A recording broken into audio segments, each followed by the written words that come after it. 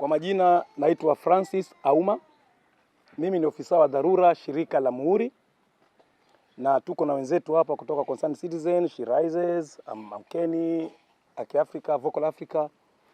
Lengo shabaha washasema kuwa kuna dukuduku, kuna taswishi, kuna shida kulingana na ile recruitment ambayo ilifanyika KPA.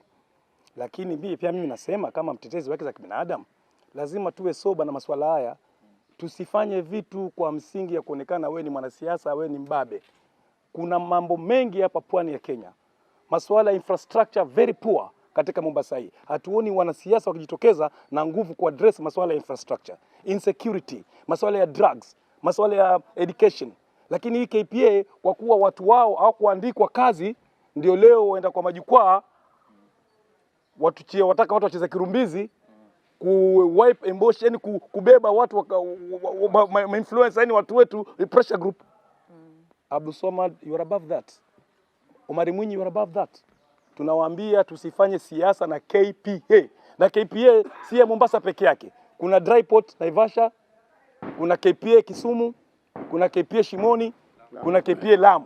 Hao pia waanze kusema kuwa tunataka sasa pia sisi watu wetu hapa waandikwe, basi itakuwa si Kenya. Kama kuna issue ni wanasiasa na sisi activist to address ya kusema kuwa percentage fulani ya revenue ya KPA iingie Mombasa, ibaki Mombasa, ijenge Mombasa. Lakini masuala petipeti ati mtu wangu kuandikwa kazi, mtoto wangu hakupelekwa kwa committee ya KPA. Tuko na information. Mtoto wangu hajapelekwa kwa committee, mtoto wangu hajaenda abroad. Mnampatia pressure Captain Ruto, mtu ambaye ana perform is performing. Kwa hivyo tunataka KPA jitokeze wazi, ituelezeni kina nani waliandikwa, maana yake ni right yetu sisi kupata nini information, which is okay. Lakini tusilete siasa za uzi sindano za kushona na kufumua yake miale na kuleta masuala ya udugu na sijui huyu ni influencer wangu, huyu ni cousin, uncle. Hatutaki masuala hayo. Wacha KPA ifanye kazi na hao watupatie information ili hizi rumors na misinformation ambazo zinaenda publicly tuwe na amani. Na isiwe KPA peke yake. Tukianza leo na KPA watu watoe majina malisti, pia tuende kwa other parastatals. County government, wewe umeandika watu wangapi pale? Pia hatujui, mbona ujitokeze ukatoa listi? Leo watoka pale mbele wajifanya ati wewe KPA watoe listi.